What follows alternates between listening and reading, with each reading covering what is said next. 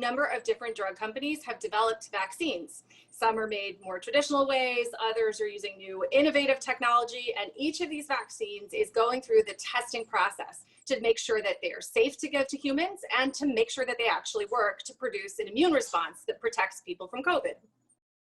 In the case of the vaccines for COVID, because this is a very urgent situation, there are some corners being cut. But they're not corners related to safety, or they're not supposed to be corners related to safety. In fact, all they've done is try and cut down the bureaucracy and red tape as much as possible to move things through the process as swiftly as possible with as few delays. And they've allowed the manufacturing process to happen concurrent with the phase 3 clinical trial. What that means is if the drug or vaccine doesn't turn out to be effective, then they expect that all of that manufactured doses will have to be thrown out.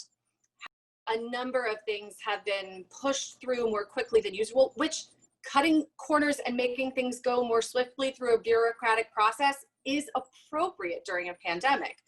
But cutting corners on safety is not. And so we really, really don't want to cut corners in terms of safety or efficacy when it comes to a vaccine. Another thing we need to understand about vaccines is that oftentimes they're not quite as effective as the ones we think of as our flagship vaccines.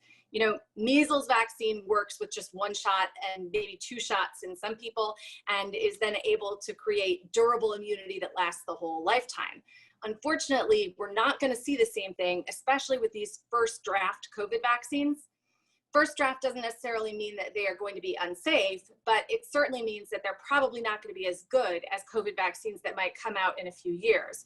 We should probably think of them as another layer of safety that we can add in the middle of this pandemic. So we'll have to keep our masks and our distance, good ventilation, washing our hands, and adding in maybe a vaccine.